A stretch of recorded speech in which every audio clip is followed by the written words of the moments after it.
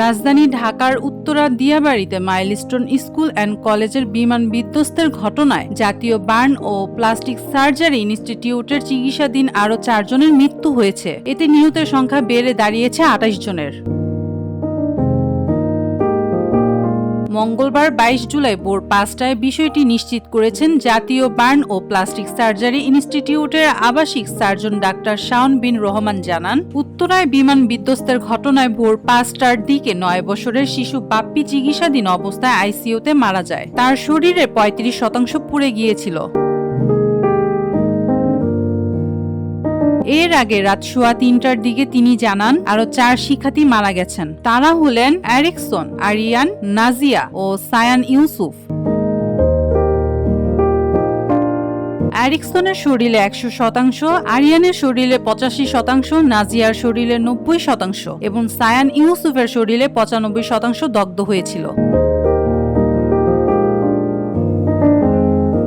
এছাড়া রাত 1টার দিকে জাতীয় বার্ন ও প্লাস্টিক সার্জারি ইনস্টিটিউটের আবাসিক সার্জন ডাক্তার শাওন বিন রহমান জানান, এর আগে 8ম শ্রেণীর শিক্ষার্থী তানবির আহমেদ, 6ম শ্রেণীর শিক্ষার্থী আরফান ফাইয়াজ, মাইলস্টোনের প্রাইমারি সেকশনের হেড কোঅর্ডিনেটর মেহেরিন চৌধুরী ও 6ষ্ঠ শ্রেণীর শিক্ষার্থী আব্দুল্লাহ সামিনের মৃত্যু হয়।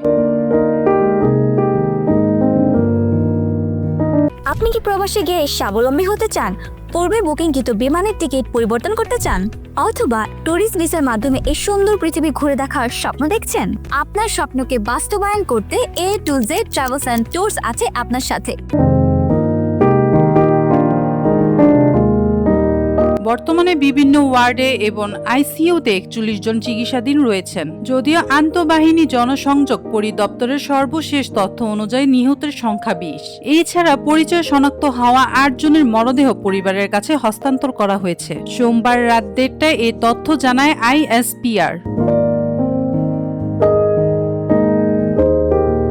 এর আগে রাত 8টার দিকে আইএসপিআর এর দেওয়া এক বিজ্ঞপ্তিতে বলা হয়, বিমান বিধ্বস্তের ঘটনায় নিহতের সংখ্যা 20, আহত 171 জন। তারা রাজধানীর বিভিন্ন হাসপাতালে চিকিৎসাধীন। বিজ্ঞপ্তিতে বিভিন্ন হাসপাতালে ভর্তি হওয়া আহত ও নিহতের সংখ্যা জানান আইএসপিআর।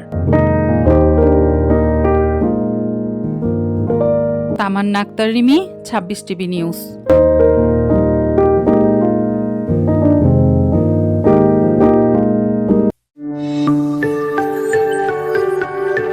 26 টেলিভিশন, মাতৃভূমির বন্ধনে।